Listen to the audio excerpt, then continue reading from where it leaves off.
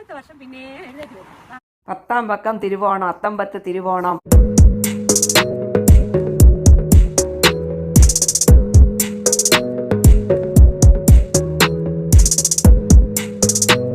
അമ്മക്കളിയുടെ പുതിയൊരു വീഡിയോയിലേക്ക് എല്ലാവരും സ്വാഗതം ചെയ്യുന്നു. നമ്മുടെ വീഡിയോയിലേക്ക് പോകുന്നതിന് മുമ്പ് അമ്മക്കളിയുടെ കൂട്ടുകൂടാൻ ആരും മറന്നു പോകരുത്. ഇന്ന് അമ്മക്കളിയുടെയൊക്കെ ഓണവിശേഷങ്ങളാണ് കാണിക്കാൻ പോകുന്നത്. ഞങ്ങൾ പൂക്കളം ഇടുന്നതാണ്. എൻ്റെ കൊച്ചുമക്കൾ 3 പേരും ഒരുപോലത്തെ ഡ്രസ്സ് ഇട്ടിട്ട് കണ്ടതുണ്ട് പൂക്കളം ഇടുന്നു.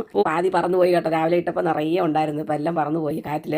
ഞങ്ങളുടെ ചെറിയതായിട്ടുള്ള ഓണമായിരുന്നു ഇന്ന് ഈ പ്രാവശ്യം. എല്ലാ വർഷം ആരെങ്കിലുമൊക്കെ വിളിക്കുന്നു, പക്ഷേ ഈ പ്രാവശ്യം ആരെയും വിളിച്ചില്ല. കാര്യം 1-ാം തീയതി ഞങ്ങളൊരു ഓണസദ്യ നടത്തി. അന്ന് 10-35 പേരുണ്ടായിരുന്നു. അതുകൊണ്ട് പിന്നെ രണ്ടാമത് ഇപ്പോൾ വിളിക്കാൻ നിന്നില്ല. പിന്നെ ഒരു കാര്യമുണ്ട്, കാനഡയിൽ നമ്മുടെ സ്വന്തം വാഴയിൽ നമ്മൾ വാഴയില എടുത്ത് ഇന്ന് തിരുവോണത്തിന് നമ്മൾ ചോറുണ്ണാൻ പോകാം. അടിപൊളിയായിട്ട് വാഴയില നിൽപ്പുണ്ട്.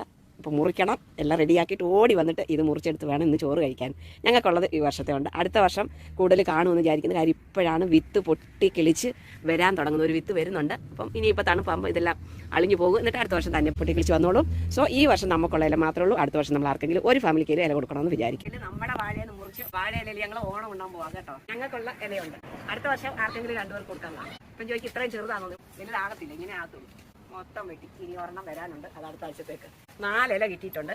പിള്ളേർക്ക് ഇത്രയും വലിയ ഇല വേണ്ട, അതുകൊണ്ട് 2ആയിട്ട് മുറിച്ച് പിള്ളേർക്ക് കൊടുത്ത് ഞങ്ങളെല്ലാം ഓരോന്ന് വെക്കും. നമ്മുടെ സ്വന്തം വാഴ. ഒട്ടും പ്രതീക്ഷിക്കാതാണ് ഗിഫ്റ്റ് കിട്ടിയത്. പെട്ടെന്ന് മോളെടുത്ത് ഗ്രീൻ കളർ സെറ്റ് മുണ്ട് തന്നു.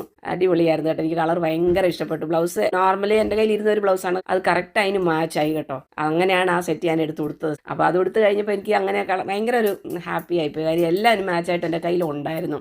ഒരു ഗ്രീൻ ഇത് വന്നപ്പോഴേ ഒരു വല്ലാത്തൊരു സന്തോഷമായിരുന്നു. എന്റെ ചെടിയുടെ നീളം കണ്ട ഇങ്ങനെ ഞാൻ കിടക്കും. പക്ഷേ 15 ദിവസം കഴിയുമ്പോൾ ഇതെല്ലാം വാടാൻ തുടങ്ങും.